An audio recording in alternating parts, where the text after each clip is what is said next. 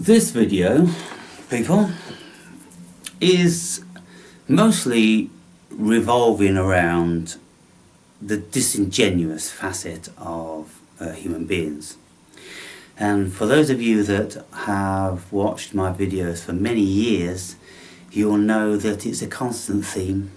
It will never die, because it's one of these bones of contention which needs addressing constantly, because it's so pervasive.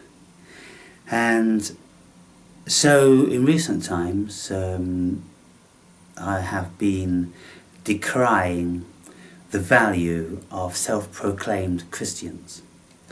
I'm not decrying the value of the notion of Christ or Christos or an ideal human being that we can all head towards in our lives.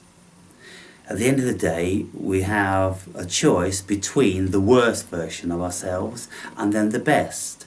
And of course, if we engage in the worst version, then it doesn't take any work. It emancipates ourselves of any work.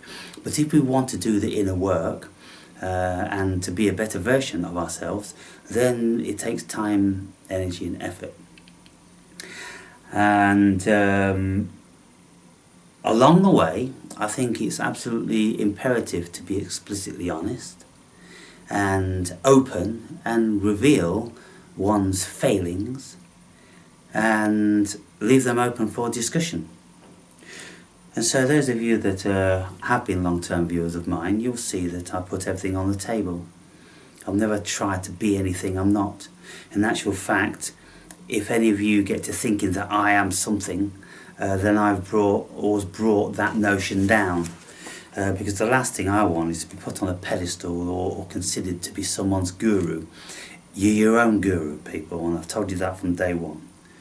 Anybody that follows gurus needs self-realization, and so you need to do a whole lot more introspection to discover the Christos in you.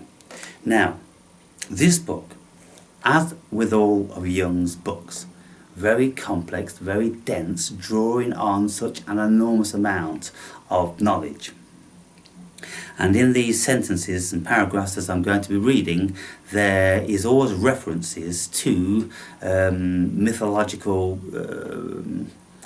figures and features which people who studied Latin would know what he was speaking about, because he obviously was addressing an educated populace. He wasn't addressing the general masses. His books were aimed at the psychological fraternity, you know.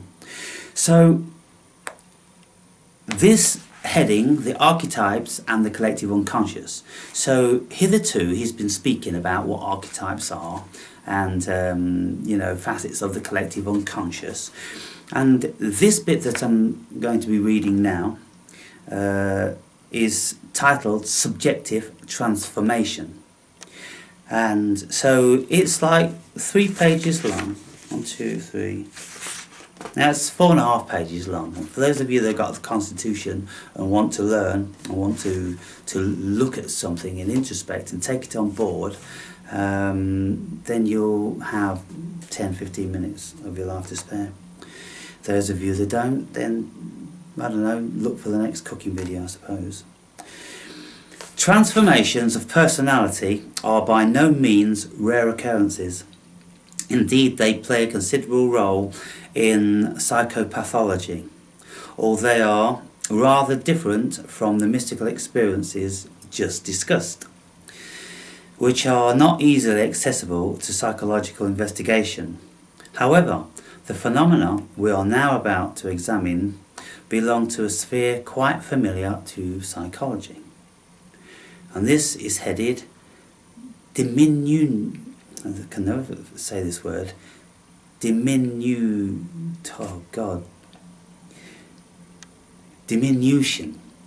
Diminution of personality. An example of the alteration of personality, in the sense of diminution, is furnished by what is known as primitive psychology as loss of soul. Let me just run over that again. An example of the alteration of personality is the sense of diminution, literally in the reducing, is furnished by what is known in primitive psychology as loss of soul. Loss of soul, people. Now, in my book, I speak about these terms: soul, spirit, ego,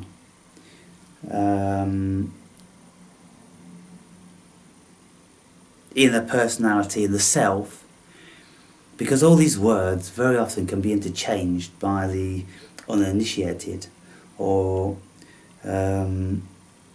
people who are familiar with one facet of religion or spirituality and not the others, because these words, they mean something different in psychology, in spirituality, in religion, and so we have to know how these words are used in these different varying contexts, and we have to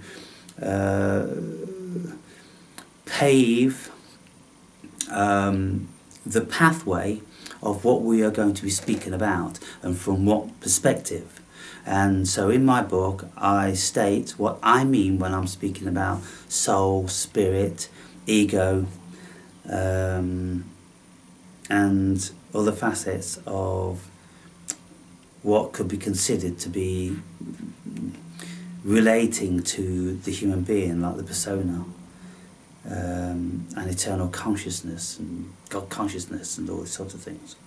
It's very important that we have a grasp on the terminology, otherwise we don't know what the people are speaking about. So the loss of soul. Now the soul in this instance is that gives life to the body. It's not the spirit. The spirit is, well, of course it's very debatable, but the spirit is the higher awareness. The soul is the ego. It's the operating system, it's that which gives life to the body, and so it's the ego as well as the life force. It's complex stuff, but if we lose our soul, a person's lost his soul, then we become vacuous. We still have bodies, we can still function, but we're empty vessels, you see. So, the peculiar condition covered by this term is accounted for in the mind of the primitive by the supposition that a soul has gone off. Just like a dog that runs away from its master overnight.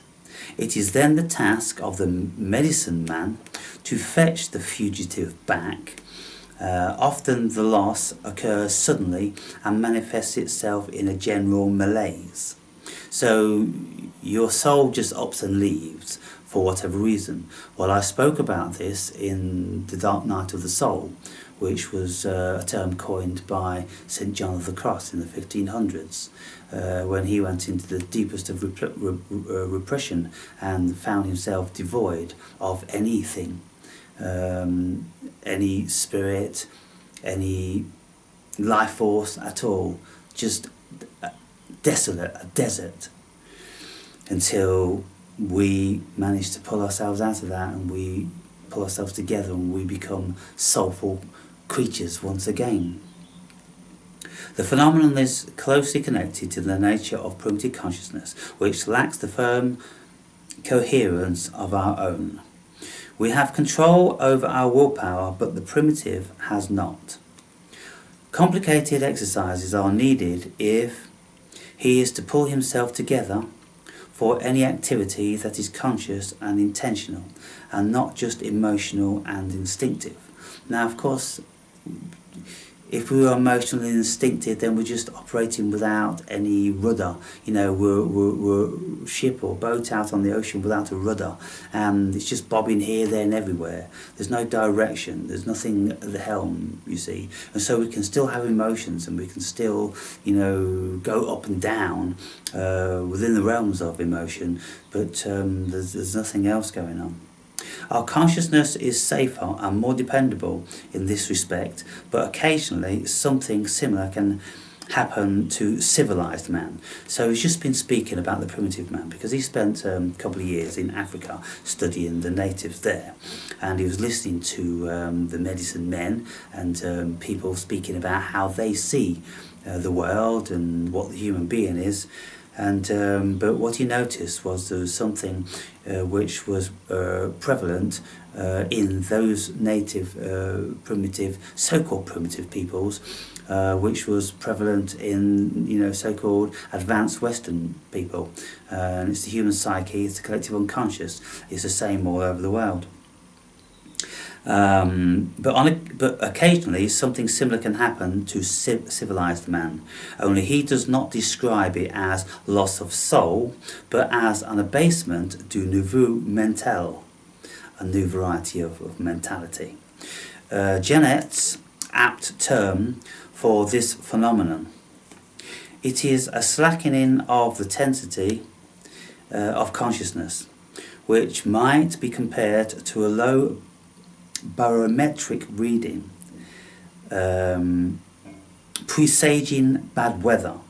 The tonus has given way, and this is felt subjectively as listlessness, moroseness, and depression. One no longer has any wish or courage to face tasks of the day. One feels like lead, because no part of one's body seems willing to move, and this is due to the fact that one no longer has any disposable energy. This well-known phenomenon corresponds to the primitive's loss of soul. The listlessness and paralysis of will can go so far that the whole personality falls apart, so to speak, and it falls apart, so to speak, and consciously loses its unity.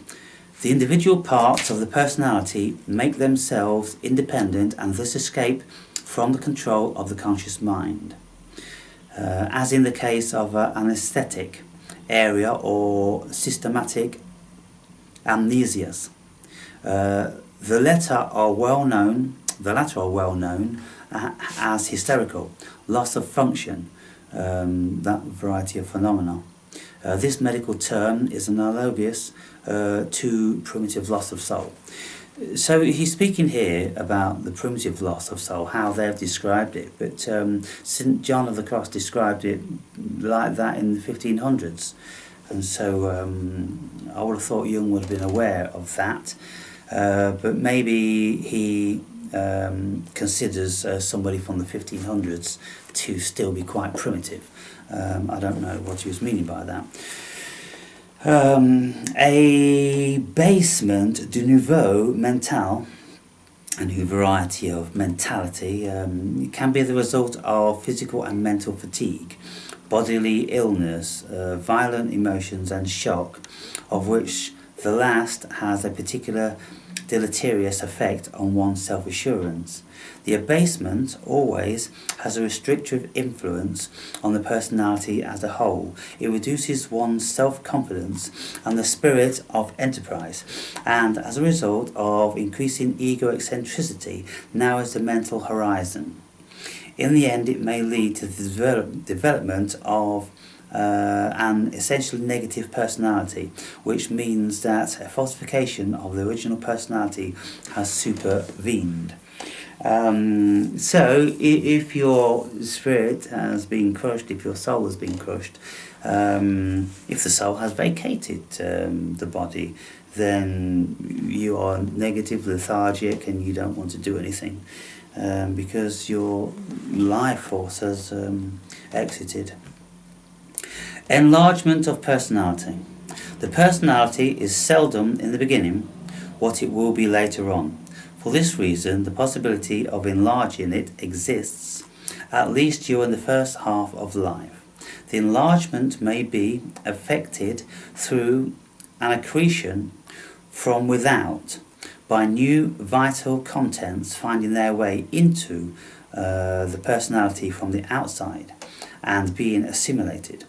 In this way, a considerable increase of personality may be experienced. We therefore tend to assume that this increase comes only from without. This justification, the prejudice that one becomes a personality by stuffing into oneself as much as possible from the outside. Now we see that this is what goes on via our programming from when we are children. We are stuffed from the outside, all this stuff which is supposed to create the personality within. But the point is, you see, we have to create our personality within separately to what we're being stuffed with from the outside, because otherwise we just end up being automated programmed matter, don't we? If we don't have any personality or any soul of our own, and society has supplanted, forced it into us, then we are just automated drones. And this is what I'm getting to, people. So, you know, if you're interested in that concept, bear with me.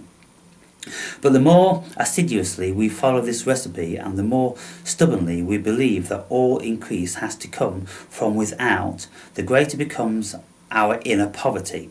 Therefore, if some great idea takes hold of us from outside, we must understand that it takes hold of us only because something in us responds to it and goes out to meet it. Richness of mind consists in mental receptivity, not in the accumulation of possessions. What comes to us from outside, and, for that matter, everything that rises up within, can only be made our own if we are capable of an inner amplitude equal to that of the incoming content. So if we have an inner soul and spirit and intelligence of our own, then when we have information which is coming into us, we can assimilate that, we can assess it, we can work with it, but we don't allow it to take over us. We are the master. There is already something at the helm of our vessel.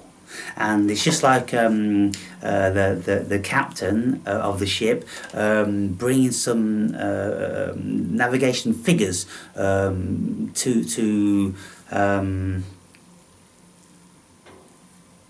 let's say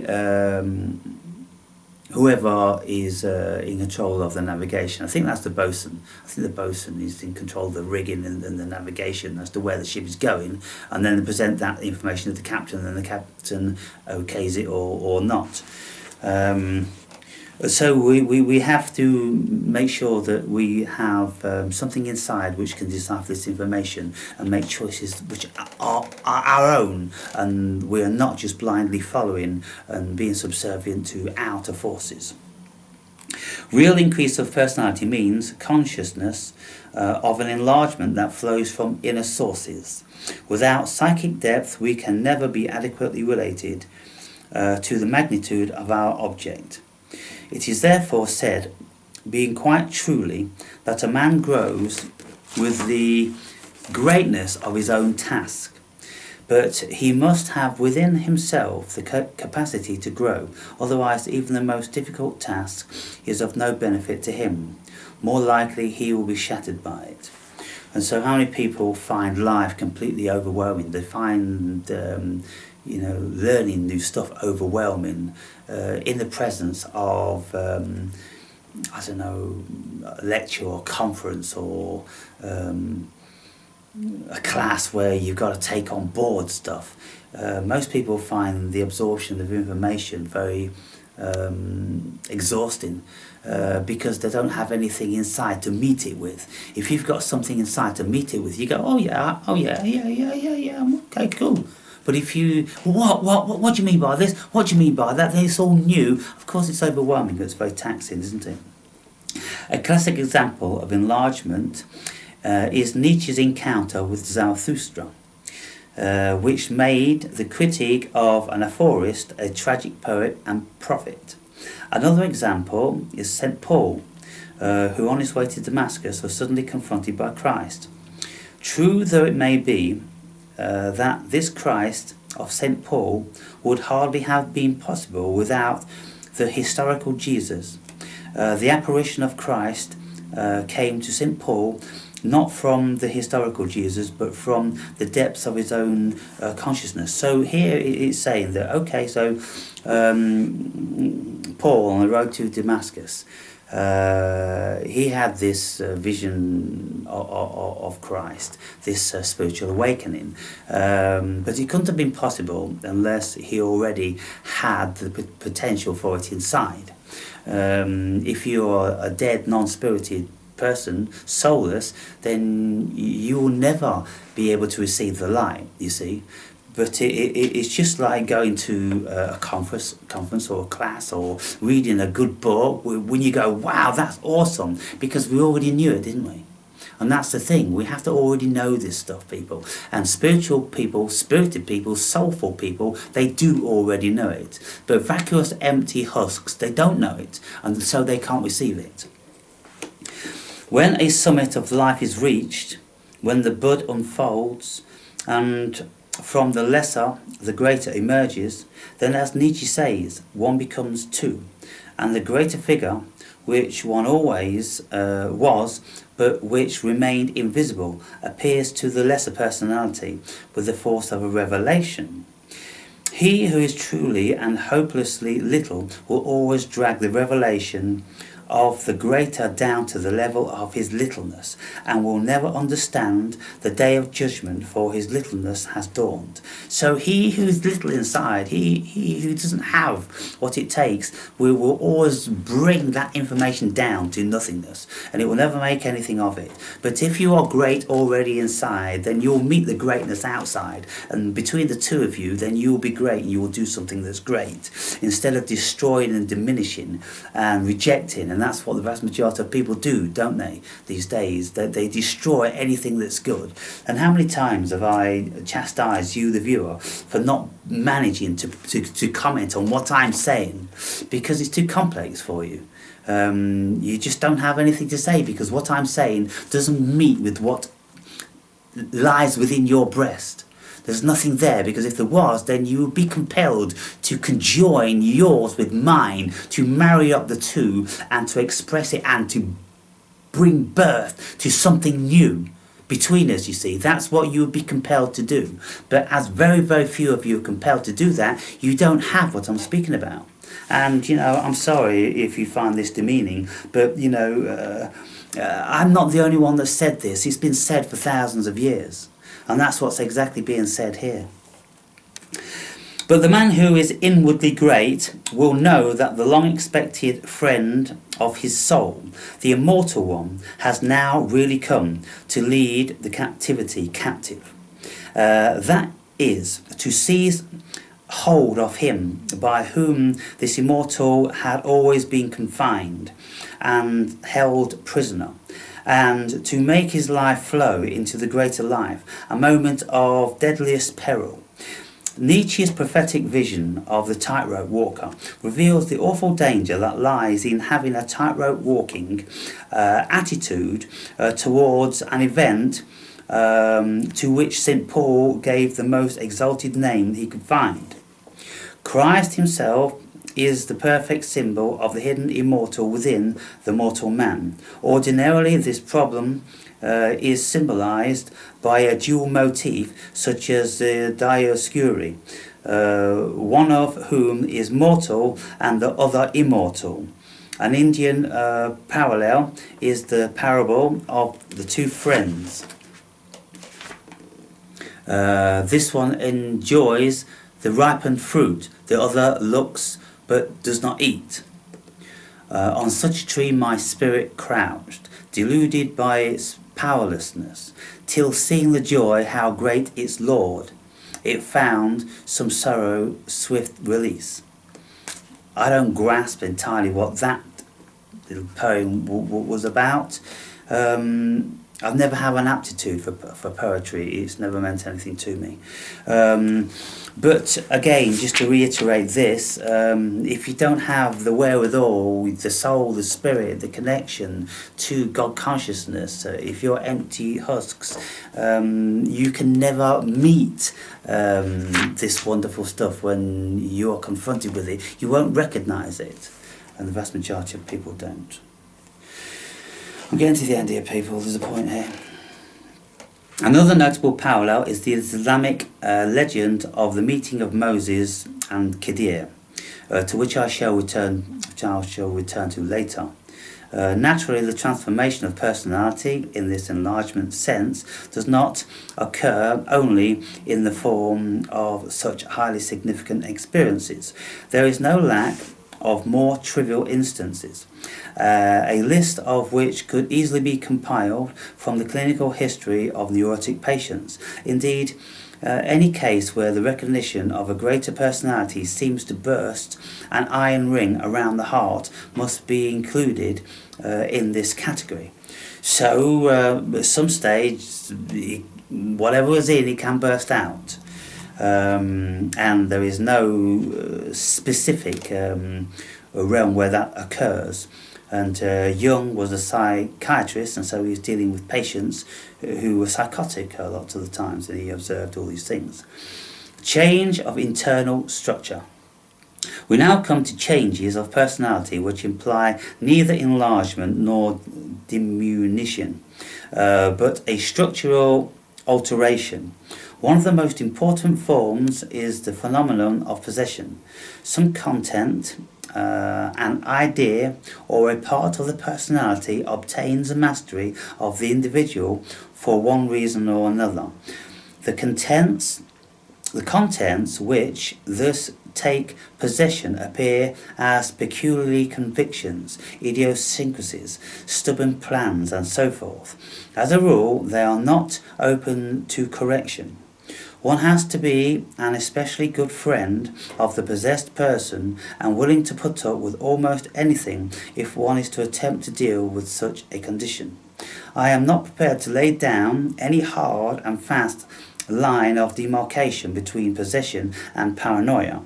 Possession can be formulated as identity of the ego personality with a complex. So in the early days of Freudian psychology, they spoke about complexes a great deal, with hysteria and paranoia and schizophrenia and all different sorts of different personality disorders. They were called complexes. I suppose psychiatry spoke of them as being disorders after that, but then we've gone into something else, haven't we? And we don't like to say anyone's got a disorder. It's just another facet of what it is to be human. And so we want to bring everybody into the fold of some sort of normalcy, like everybody's the same, but we're not all the same, and some of us do have symptoms and disorders and all these sort of things. A common instance of this is identity with the persona, which is the individual's system of adaptation to, or the manner he assumes in dealing with the world. Every calling or profession, for example, has its own characteristic persona. It is easy to study these things nowadays, when the photographs of public personalities so frequently appear in the press. A certain kind of behaviour is forced upon them by the world, and the professional people endeavour to come up to these expectations. So when we've got politicians and movie stars and all the rest of it, and there's a photo of them, or there's a few lines of them, stereotyping them, then for the rest of their lives they have to have some sort of adherence to those lines, or that photograph, or that image, that personality, that snapshot of life. You're supposed to be that for the public, and if you're not, not, then all of a sudden you're a fraud, and you know, people fall out of favour with you, and you know, they resent you for not being their God, because they expected you just to be like that. But you know, when we discover that, you know, all these people, they're all human, they're all fallible, they've all got the failings and their own insecurities and idiosyncrasies, then people will fall out of favour, because everybody's looking for a perfect guru, you see, in everyone, in a politician, and in a pop star, in a movie star, in a poet, in a psychologist, every fucking thing. So a certain kind of behaviour is forced upon them by the world, and professional people endeavour to live up to the expectations. Only the danger is that they become identical with their personas. The professor with his textbook, the tenor with his voice, Trump with his everything is great. He's going to bring a great wall. He's going to be a great president. You know, as soon as something's not so great, oh, he's not great. He's not my hero. Henceforth, he lives exclusively against the background of his own biography.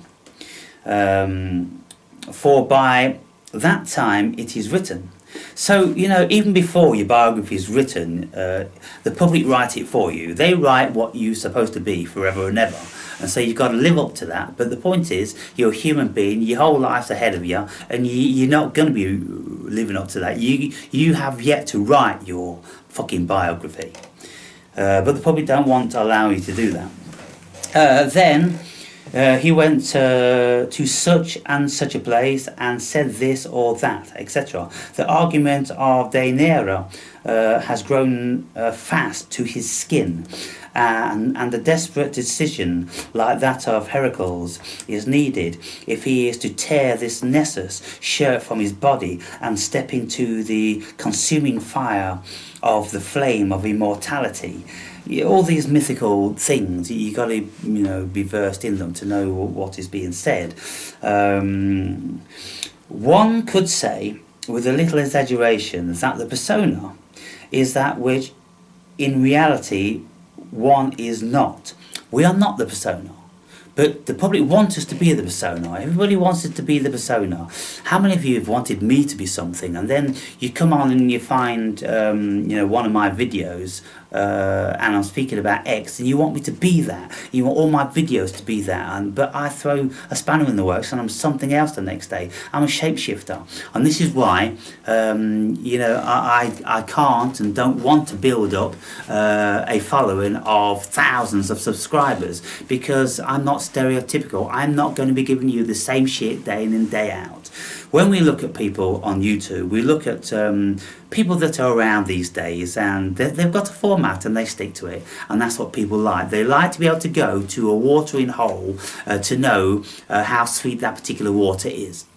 They don't want to be going there every day, and one day it's sweet and the next day it's bitter. They don't like that. But those of you who hang around, evidently it is your bag. You have a higher tolerance for that. You see the benefit in the shape-shifting personality of the awakened brave. Because truth be known, people, we're all shapeshifters. We are not personas. We are human beings which are variable in many, many ways. And that's why I condemn people who project a false persona onto the world. And I'll speak about that in a minute. One could say, with a little exaggeration, that the persona is that which in reality one is not, but which oneself, as well as others, think one is. In any case, the temptation to be what one seems to be is great, because the persona is usually rewarded with cash. When people want to perceive you as a persona, then most people take that persona on board and go, okay. And then they continue with that. And then it's kind of like, look at how soft my beard is. Look at how long flowing my hair is. Listen to how softly I'm spoken. Look at my Christian creepy smile. Listen to me when I tell you I love you all. And I'm like, if I've seen the epitome of Satan within that display, then it's the truest vision I've ever seen. Now, some of you, and I noticed, because you don't want to comment on the video, you don't want to go, oh, that was good fun, well, I'm taking the piss. Look, it's human nature, and it's British nature mostly, but what I've discovered in my life is, and this pertains to the cancellation, which is so prolific these days, everybody's terrified of being cancelled. Everybody's even been terrified of putting something down in agreement with anything, if it's a little bit, you know, edgy.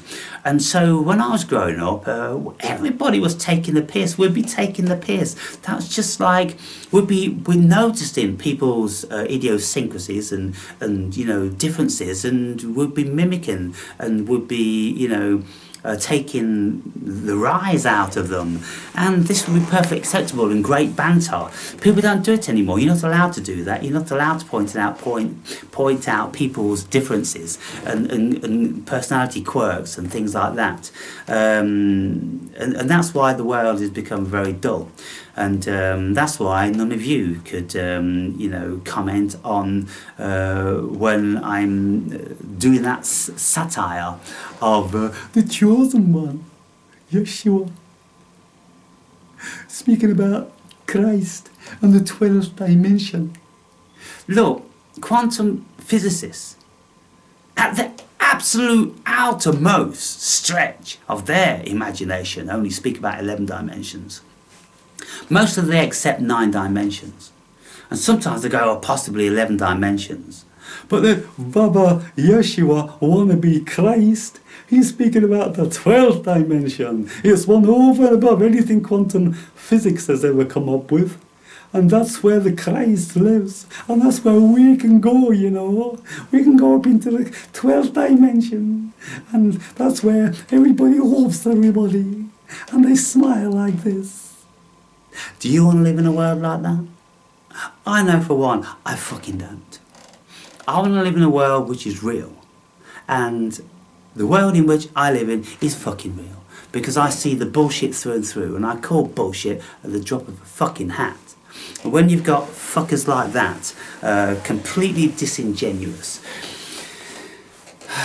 these soft lily white hands, which are perfectly designed for turning the very delicate pages of the Bible and seeking for the Christos in the 12th dimension. And then, with that level of contrivance and bullshit, what's he doing? Preaching to fucking African children and African tribesmen, you know, and then trying to look like Jesus. You can see, I can see what he's doing.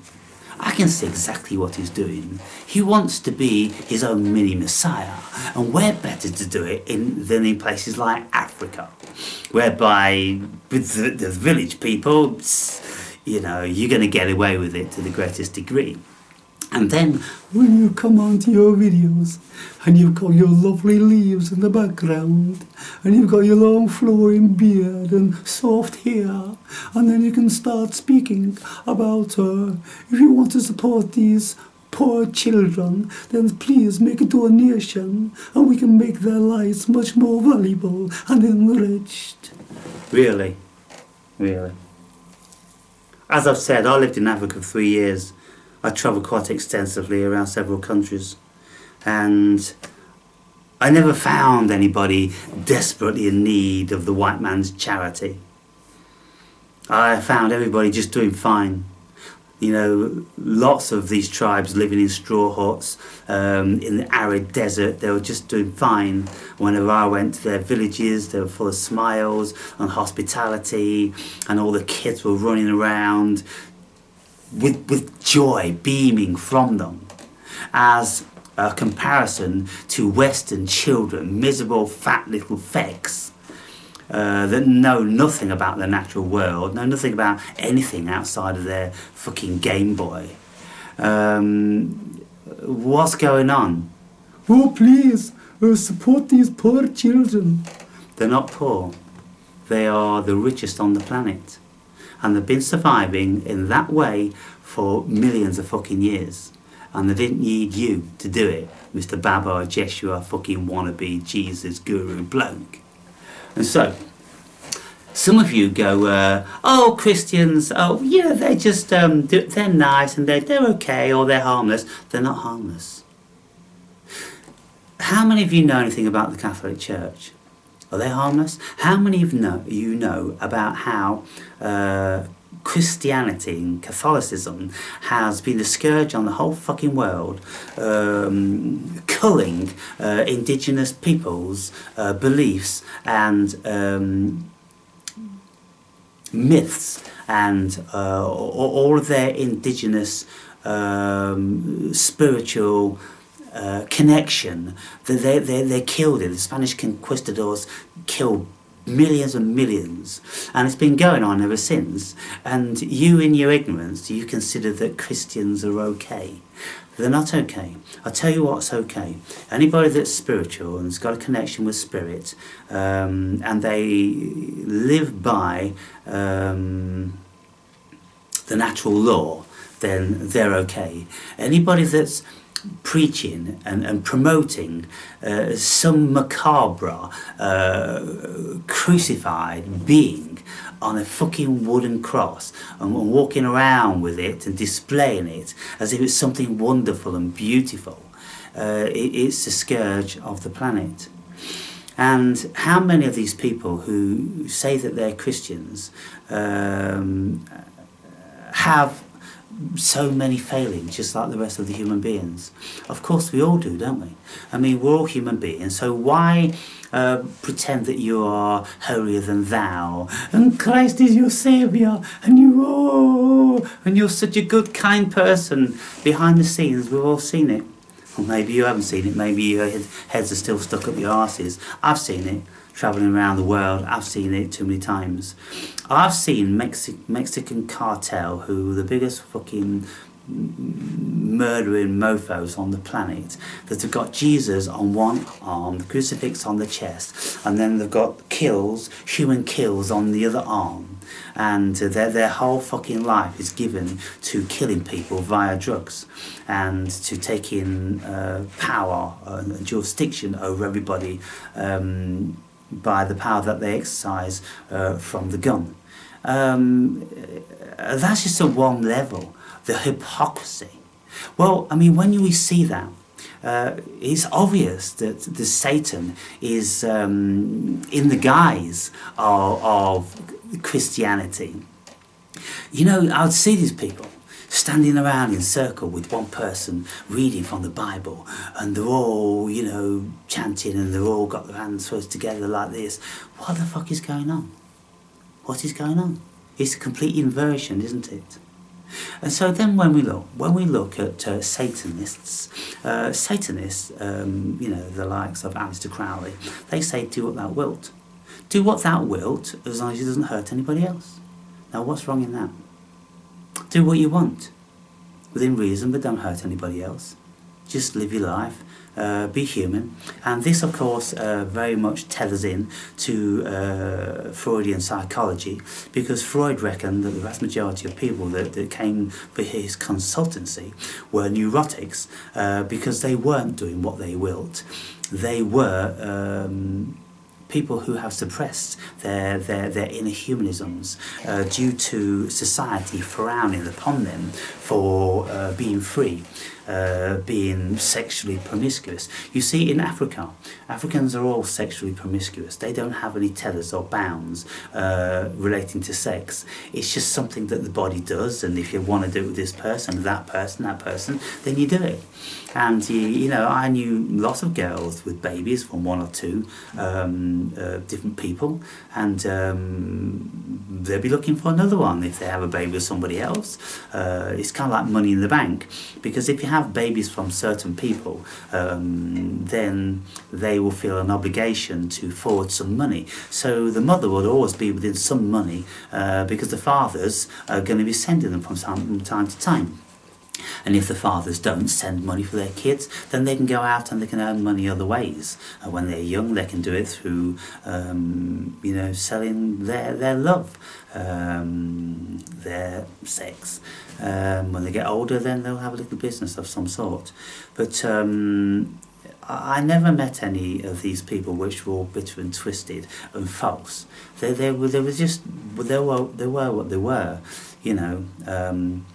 as natural tribes people. But then, of course, in the cities, you get more of a contrivance, you get more deception going on, and particularly when there's white people involved, because there's big money there to be taken if you use a certain level of deception.